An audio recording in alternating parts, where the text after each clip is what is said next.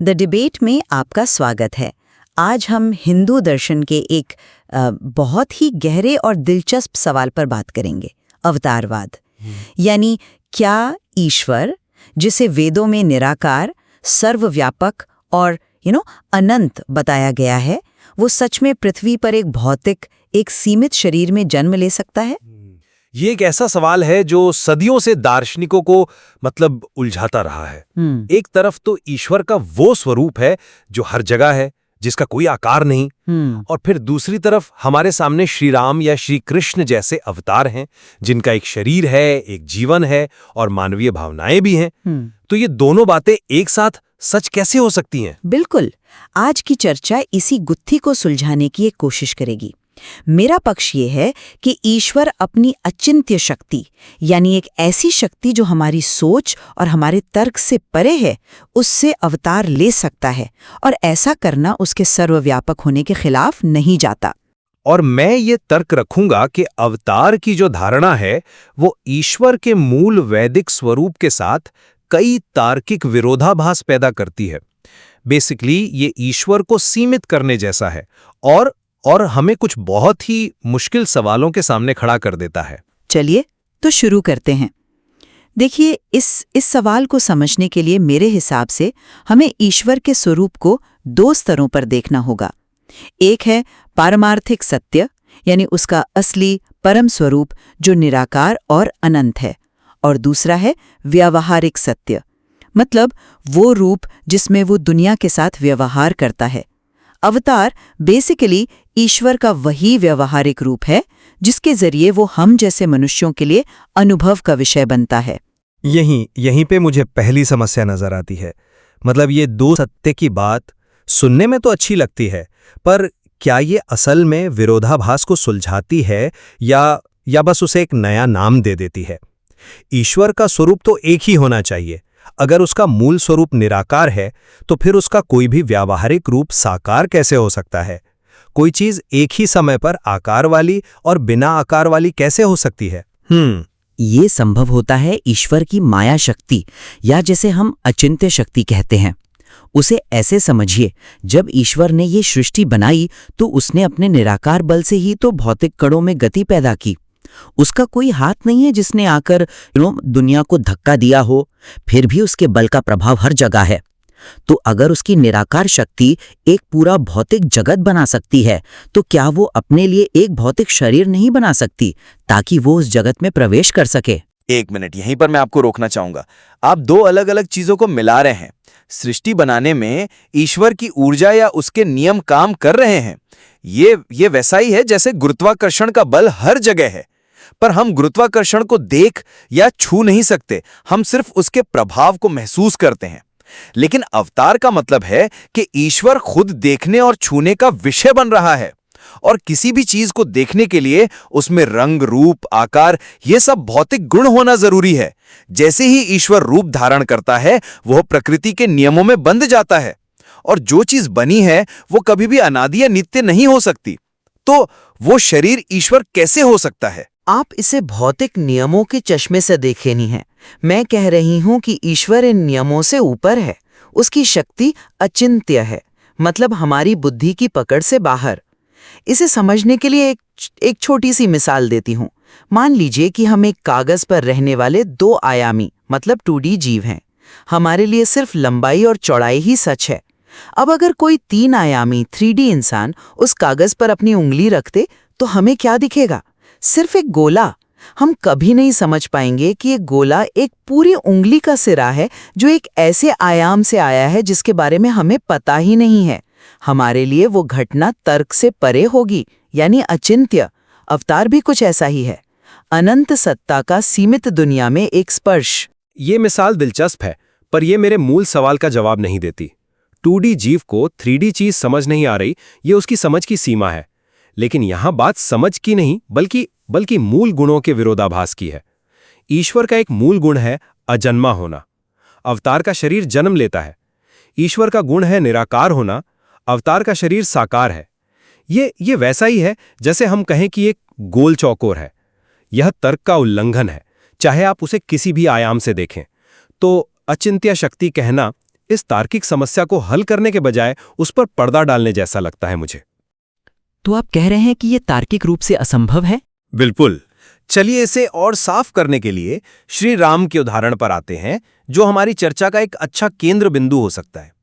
अगर हम एक पल के लिए मान भी लें कि ईश्वर ने शरीर धारण कर लिया, तो शरीर में ईश्वर के गुण तो होने चाहिए, जैसे सर्वज्ञता यानी सब कुछ जानना। लेकिन हम रामायण में क्या देखते हैं? जब सीता जी का अपहरण हो जाता है तो श्री राम विलाप करते हैं। वो पेड़ों पौधों से उनका पता पूछते हैं और उन्हें खोजने के लिए दर दर भटकते हैं। एक सर्वज्ञ सत्ता को ऐसा करने की क्या जरूरत है? अगर वो ईश्वर थे तो उन्हें तो पता होना चाहिए था ना कि सीता जी कहाँ है। ये एक बहुत ही अहम सवाल है और इसका जवाब लीला की अवधारणा में छिपा है। लीला का मतलब सिर्फ कोई नाटक या खेल नहीं है।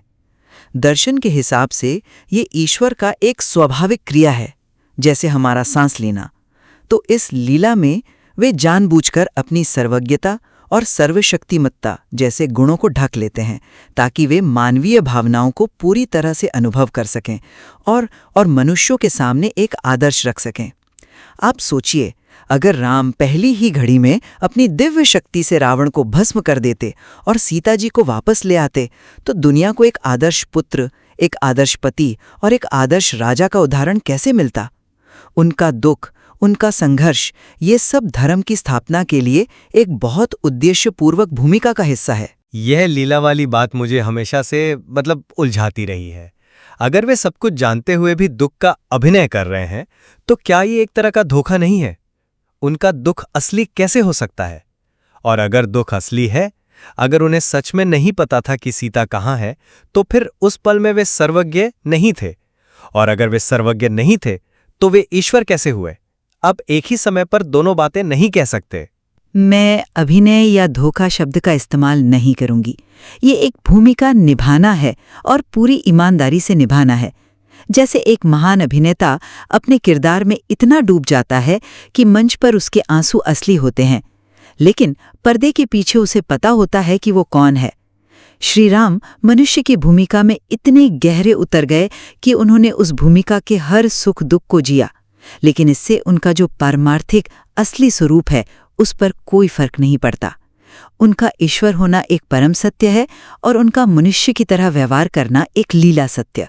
लेकिन एक अभिनेता और ईश्वर में बहुत बड़ा फर्क है। अभिनेता अपनी असलियत नहीं भूलता। अगर राम अपनी सर्वज्ञता को सच में भूल गए थे, तो वे उस क्षण में अल्पज्ञ थे। ये कहना कि अंदर से तो वो सर्वज्ञ थे, एक दावा है जिसका कोई सबूत नहीं है। असल में तो उनका व्यवहार एक अज्ञानी व्यक्ति जैसा ही था। तो फिर हम एक आम इंसान और एक अवतार में फर्क कैसे करेंगे? अगर दोनों ही दुख में रोते हैं और अज्ञान में भटकते हैं, तो पहचान क्या है? पहचान का तरीका बाहरी लक्षणों में नहीं है, बल्कि शब्द प्रमाण में है, यानी शास्त्रों में। अवतार की पहचान दिव्य दृष्टि रखने वाले ऋषि मुनि और स्वयं शास्त्र करते हैं।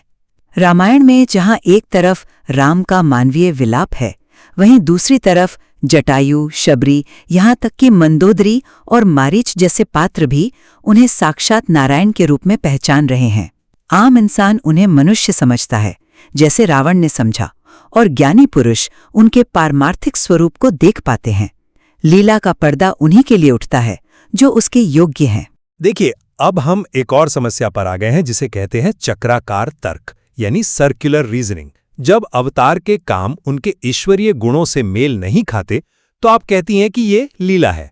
और जब हम पूछते हैं कि हमें कैसे पता कि वो ईश्वर हैं, तो आप कहती हैं कि शास्त्रों में लिखा है। फिर हम शास्त्रों में विरोधाभास दिखाते हैं, तो आप वापस लीला की बात करने लगती हैं। ये तो गोल गोल घूमना हुआ। हम एक दावे को साबित करने के लिए दूसरे दावे का सहारा ले रहे हैं और दूसरे को साबित करने के लिए पहले का। एक दार्शनिक के तौर पर हमें तथ्यों और घटनाओं को प्राथमिकता देनी चाहिए, और तथ्य ये है कि राम का व्यवहार उस क्षण में सर्वज्ञता का नहीं था। मैं इसे चक्राकार तर्क नहीं, बल्कि एक समग्र दृष्टिकोण कहूंगी। आप शास्त्रों को टुकड़ों में देख रहे हैं। आप सिर्फ उन घटनाओं को चुन रहे हैं जो विरोधाभास दिखाती हैं। लेकिन अगर आप पूरी रामायण या अन्य ग्रंथ देखें, तो उनमें बार बार ब्रह्मा जी, शिव जी और अन्य देवता आकर राम की स्तुति करते हैं और उन्हें परम ब्रह्म, सर्वज्ञ और सर्वशक्तिमान कहते हैं। क्या हम उन सभी प्रमाणों को नजरअंदाज कर दें? ये दोनों वर्णन विरोधाभासी नहीं है, बल्कि एक ही सिक्के के दो पहलू हैं। एक पक्ष को लेकर दूसरे का खंडन करना शास्त्र की अधूरी समझ है। हमें दोनों को एक साथ स्वीकार करना होगा। दोनों को स्वीकार करना तार्किक रूप से कोई संतोषजनक जवाब नहीं है। ये तो समस्या को कालीन के नीचे छिपाने जैसा है। तर्क का एक मूल नियम है अविरोधाभास का सिद्धांत, प्रिंसिपल ऑफ नॉन कॉन्ट्रडिक्शन। एक चीज एक ही समय में और एक ही संदर्भ में ए और नॉट ए नहीं हो सकती। यानी एक ही व्यक्ति एक ही समय पर पूरी तरह से ज्ञानी और पूरी तरह से अज्ञानी नहीं हो सकता। आप इसे पारमार्थिक और व्यावहारिक कहकर दो स्तरों में बांट सकती हैं, लेकिन वो व्यक्ति तो एक ही है। ये कहना कि राम वास्तव में सर्वज्ञ थे लेकिन दिख अल्पज्ञ रहे थे, ये उनके वास्तविक स्वरूप पर ही सवाल उठाता है। ईश्वर का स्वरूप कोई दिखावा नहीं हो सकता। लीला दिखावा नहीं है, मैं फिर कहूंगी, ये एक दिव्य क्रिया है जिसका उद्देश्य जीवों का कल्याण है। आपने पिता और बच्चे का उदाहरण सुना होगा।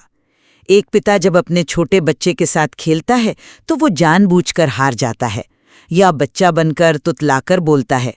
इसका मतलब ये नहीं कि पिता सच में कमजोर हो गया है या उसे बोलना नहीं आता। वो बच्चे के स्तर पर उतरकर उसके साथ एक संबंध बना रहा है।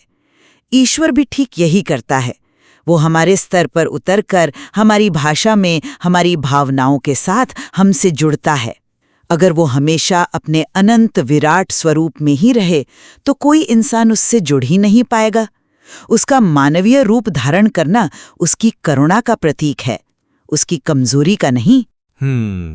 ये एक भावनात्मक रूप से बहुत मजबूत दलील है, मैं मानता हूं, लेकिन दार्शनिक रूप से ये सटीक नहीं बैठती। पिता और बच्चा दोनों भौतिक प्राणी हैं और एक ही वास्तविकता के नियमों से बंधे हैं। यहां हम एक अनंत निराकार सत्ता की बात कर रहे हैं जो एक सीमित भौतिक शरीर धारण कर रही है, जो अपने आप में ही एक बहुत बड़ी तार्किक छलांग है। तो लीला की व्याख्या उस मूल तार्किक चुनौती का समाधान नहीं करती, बल्कि उस पर एक भावनात्मक परत चढ़ा देती है। सवाल वही का वही रहता है, क्या अनंत खुद को सीमित कर सकता है बिना अनंत हुए? अंत में मेरा पक्ष यही है कि ईश्वर का अवतार लेना उसकी अचिंत्य शक्ति और लीला का प्रदर्शन है। इसे सिर्फ भौतिक तर्क और बुद्धि के पैमाने से नहीं मापा जा सकता। यह उसके सर्वव्यापक और निराकार स्वरूप को कम नहीं करता, बल्कि उसकी महिमा को और बढ़ाता है कि वह अनंत होते हुए भी अपने भक्तों के लिए सीमित रूप धारण कर सकता है।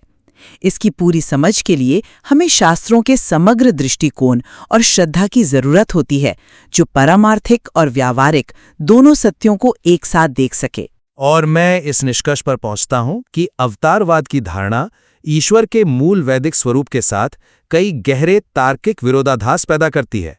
लीला और अचिंत्य शक्ति जैसे सिद्धांत इन तार्किक समस्याओं का संतोषजनक समाधान देने के बजाय उन्हें टालते हुए लगते हैं।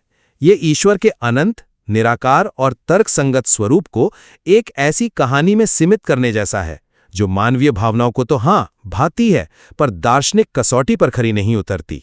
तो शायद ये बहस दिखाती है कि ईश्वर के स्वरूप को समझने के दो अलग अलग रास्ते हैं।